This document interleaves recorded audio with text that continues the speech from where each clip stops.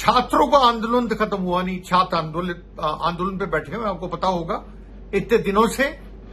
सोनम वांगचुक भी उनके साथ थे, जिनको जबरदस्ती हॉस्पिटल में एडमिट करा दिया गया सफदरजंग में। कल इतना ज्यादा वहां पर बखीड़ा खड़ा हुआ कि आप उम्मीद नहीं कर सकते। उसके बाद में फिर शाम को वहां पर जाके बैठ गए अभिजीत दीप के, और वहां भीड़ बढ़ते जा रही है, आप देखिए। और दूसरी तरफ किसान भी, फार्मर्स भी दिल्ली की ओर कूच कर रहे हैं। एक तो खत्म हुआ नहीं, दूसरा कूच और हो गया। कूच कर रहे हैं। शंभू बॉर्डर को सील कर दिया गया है, जिससे किसान घुस नहीं पाए दिल्ली की तरफ। हर जगह सिक्योरिटी, हर जगह एक ही बात। ये क्या हो रहा है आखिर, और क्यों हो रहा है? और किसानों की तरफ से पंढेर ने ये कहा है, जो किसान नेता हैं, हम बातचीत चाहते हैं। मुद्दा क्या? मुद्दा क्या?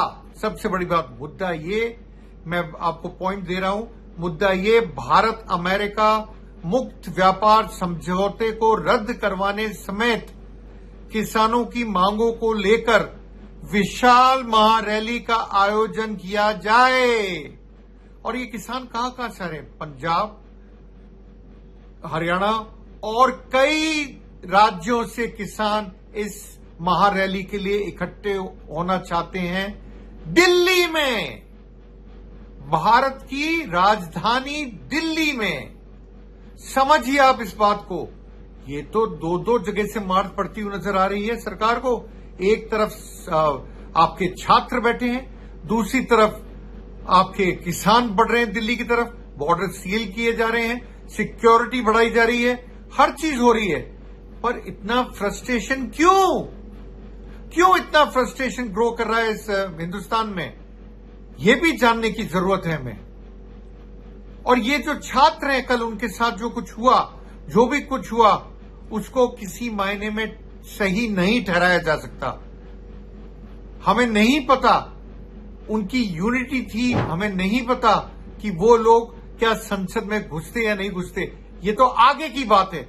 बात सिर्फ इतनी सी थी कि धर्मेंद्र प्रधान का इस्तीफा क्यों नहीं लिया जा सकता, या छात्रों से बातचीत डायरेक्टली क्यों नहीं की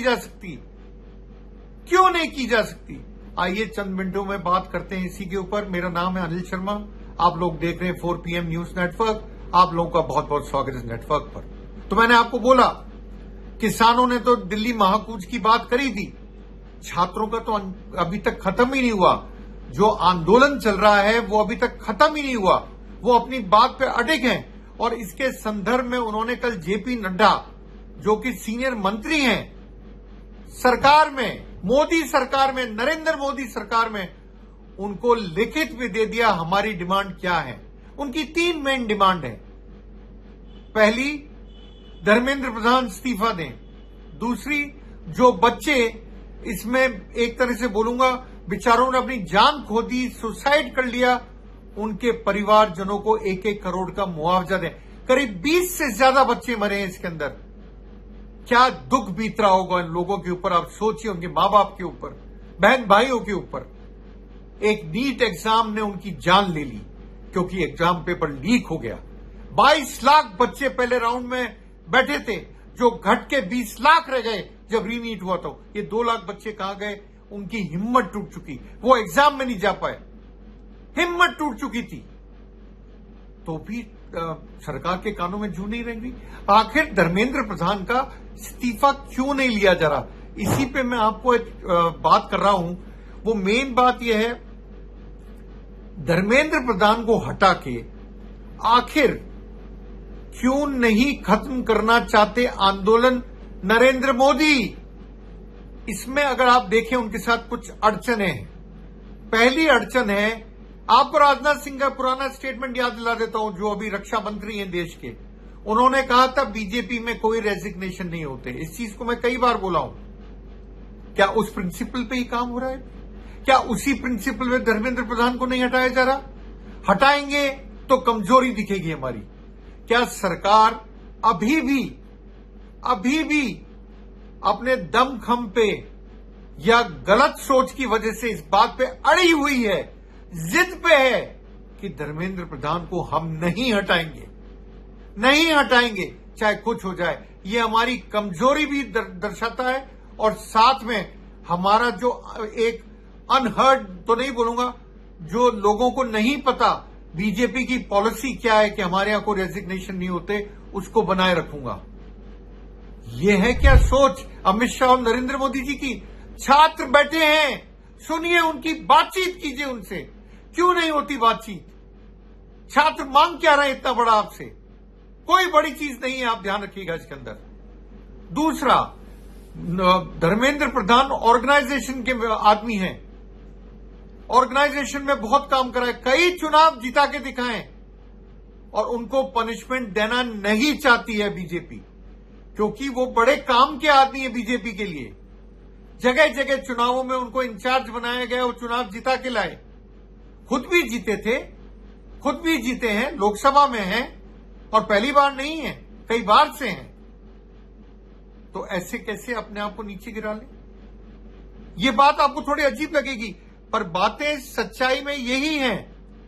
और मैं आपको बताता हूं, मैंने आपको सबसे पहले बोला कि दबाव में सरकार झुकी का नैरेटिव किसी भी हालत में बीजेपी नहीं बनाना चाहती। इससे बीजेपी बहुत घबराती है। तो कांग्रेस के टाइम में या यूपीए सरकार के टाइम में ज्यादा अच्छा होगा। यूपीए सरकार के टाइम में बहुत ज्यादा लोगों को रिजाइन कराया गया था, उनकी अकाउंटेबिलिटी लेके। उस सरकार के आखिर में हर्ष क्या हुआ आप जानते हैं? हर्ष क्या हुआ आप जानते हैं? बीजेपी उस जाल में फंसना नहीं चाहती, ये नहीं दिखाना चाहती कि हम कमजोर हैं। वो एक नैरेटिव करना चाहती है, हम बड़े ताकतवर सरकार हैं। अरे ऐसी कैसी ताकत जिसमें कल बच्चों को लाठियां पड़ी, आंसू गैस छोड़े गए, पार्लियामेंट के दरवाजे लॉक कर दिए गए, मोदी जी को दूसरे दरवाजे से ले जाया गया या गए ये मैं नहीं जानता, पर वो गए। ऐसी क्या मजबूरी? कौन सा नैरेटिव की बात करते हैं आप? कौन से नैरेटिव की? पहली बात तो मैंने आपको बताई थी, क्योंकि उनका मानना यह था कि यूपीए में अशोक चौहान जो पहले पार्ट होते थे कांग्रेस का, उनके इस्तीफे के बाद में जिस रफ्तार से कई मंत्रियों का इस्तीफा हुआ, उससे यूपीए सरकार दबाव में गई और वो अपने आप को संभाल नहीं पाई। तो इन्होंने ये नैरेटिव नहीं बनाना चाहते कि हमें खतरा है। इसके अलावा एक नैरेटिव और वो गढ़ रहे हैं, कौन? बीजेपी या एनडीए सरकार, कि हम अगर धर्मेंद्र प्रधान का इस्तीफा लेंगे तो एक जो संदेश जाएगा वो ये जाएगा कि सरकार झुकी हुई है, जबकि सरकार वो मानते हैं झुक नहीं रही है। यही दिखाना है बहुत ताकतवर सरकार है। तीसरा, हमारा काम, मतलब नरेंद्र मोदी जी की टीम का काम है एक नैरेटिव दिखाना कि वो हम सिस्टम को सुधारे। आज भी बोले प्रधानमंत्री, कल बोले थे कि पेपर लीक पे हम कड़े से कड़ा सजा देंगे, पेपर लीक के ऊपर। तो ये नैरेटिव भी एक बनाना चाहते हैं। धर्मेंद्र प्रधान को हटाना उनके लिए आसान नहीं है, मैंने पहले भी आपको कहा था, और आज वही रीजन दे रहा हूं मैं। वो अपने आप को कमजोर नहीं दिखाना चाहते। एक अपनी पॉलिसी पे काम करें कि राजनाथ सिंह कई साल पहले बात बोल चुके, बीजेपी में रेजिग्नेशन नहीं होते। दो, आगे बढ़ता हूं, पेपर लीक को सुधारने के लिए कई कदम उठाए गए। इनके द्वारा ये बोलते हैं, अब हमें तो पता नहीं कितने कदम उठाए गए या नहीं उठाए गए, पर बोलते यही कि कदम उठाए गए। उन कदमों का क्या हुआ मुझे नहीं पता, क्योंकि जो लोग पकड़े गए थे उसमें ज्यादातर लोग, पेपर लीक में पकड़े गए थे ज्यादातर लोग बाहर आ चुके हैं जमानत पे। ऐसा कैसा कड़ा कानून मेरी समझ के थोड़ा परे है। और नहीं हटाने के कारण सरकार की तरफ से, देखिए जनता डिमांड कर रही है, उनको हटा देना चाहिए, पर सरकार की तरफ से क्या है? तीसरा मेन पॉइंट, क्योंकि जो धर्मेंद्र प्रधान है उनका संघ, संगठन और सरकार में मजबूत पैठ है, मजबूत पैठ है। मैं थोड़ा बैकग्राउंड दे दूं आपको, मैं लिख के लाया था आप लोगों के लिए। 1998 में बीजेपी से जुड़े, 2000 में पहला चुनाव जीतकर विधायक बने, 2004 में केंद्र की राजनीति में एक्टिव हुए और संसद पहुंचे। मई 2014 में मोदी सरकार के पहले कार्यकाल से ही कैबिनेट में रहे, पहले कार्यकाल से ही, यानी संगठन, संघ और सरकार तीनों में ही प्रधान की स्थिति मजबूत थी। है अभी देखिए कौन हटा रहा उनको, इतना सब कुछ होने के बाद में भी। और मई 2016 में पीएम मोदी ने जो गरीब महिलाओं को मुफ्त एलपीजी कनेक्शन देने के लिए फ्लैगशिप स्कीम प्रधानमंत्री उज्ज्वला योजना लॉन्च की, इसकी पूरी जिम्मेदारी तब के पेट्रोलियम मिनिस्टर कौन थे? धर्मेंद्र प्रधान की थी। इसके अलावा उन्होंने कई जगहों पे बीजेपी को इलेक्शन जितवाए हैं। तो भैया हम क्या करें? आपने चुनाव जितवाए तो अगर जनता आपको नहीं चाहती, ये तो सरकार का वर्जन है ना, पर जनता आपको नहीं चाहती, युवा आपको नहीं चाहता उस पोजीशन पे, तो आप छोड़ क्यों नहीं देते? या मोदी जी उनको चेंज क्यों नहीं कर सकते? क्या आपने कल फ्रस्ट्रेशन नहीं देखा? ये फ्रस्ट्रेशन था जो बाहर निकल के आया छात्रों का। देखा नहीं? एक छात्र खड़ा होकर क्या कह रहा था? मारो मारो मुझे, मारो मुझे। मुझे लगता है वो पिक्चर ऑफ द डे था।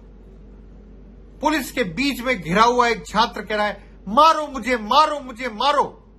क्या था वो? फ्रस्ट्रेशन है पेपर लीक के अगेंस्ट में, नौकरियां नहीं मिलने के अगेंस्ट में।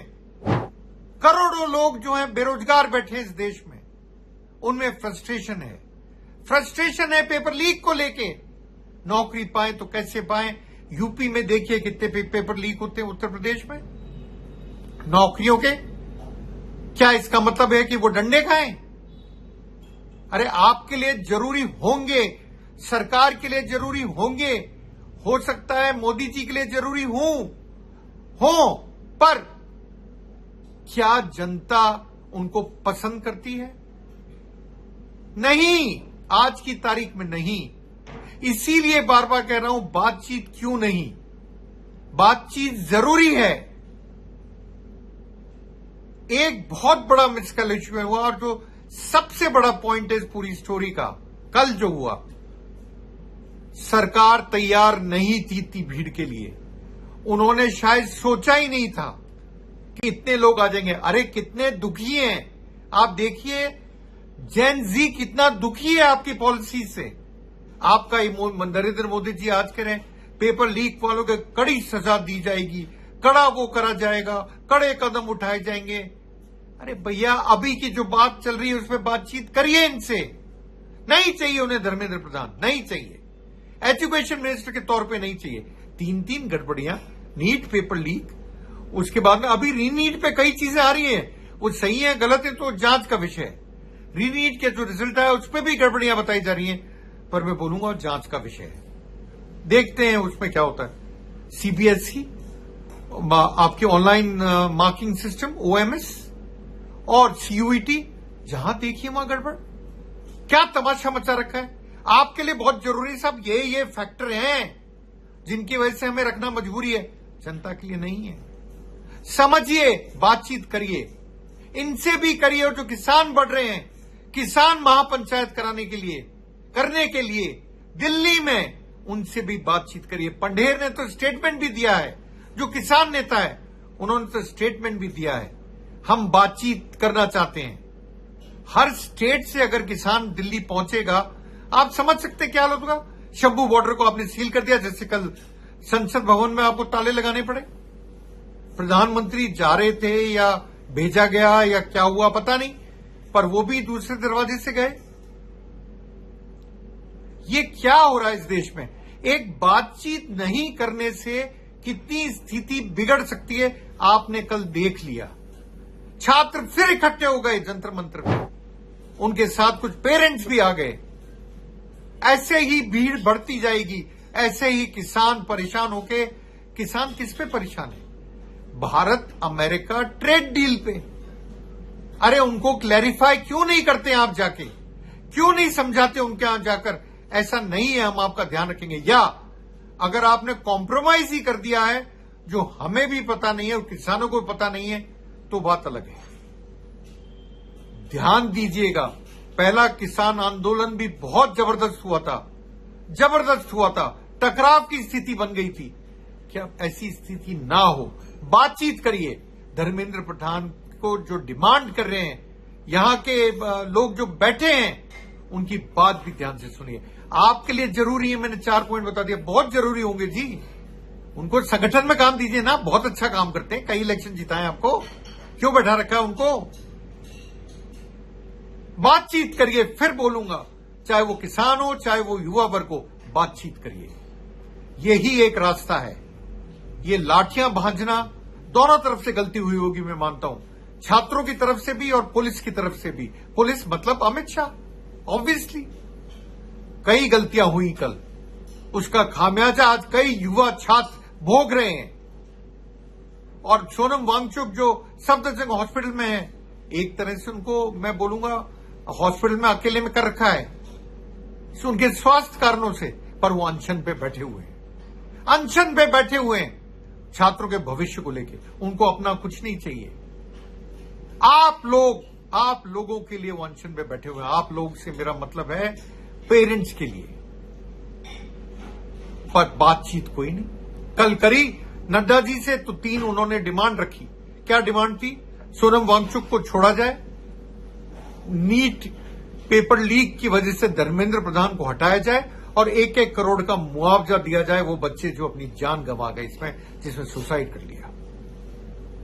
एक बातचीत ही ढंग है। लाठी भांजना, ये टीयर गैस को छोड़ना और स्टेप्स लेना कि उसके दरवाजे बंद करना लोकसभा को, पार्लियामेंट के, क्या यही स्टेप्स होते हैं? क्या इससे ही सॉल्यूशन होगा?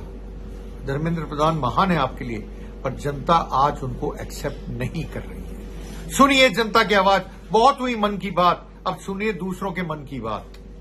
सुनिए मोदी जी। आप लोगों का बहुत बहुत धन्यवाद मेरे से जुड़ने के लिए। मिलता हूं जल्द अपने नई वीडियो के साथ। तब तक ऐसे ही जुड़े रहें, लाइक करें, सब्सक्राइब करें, फॉलो करें, शेयर करिए 4 PM न्यूज नेटवर्क को। आप लोगों का बहुत बहुत धन्यवाद।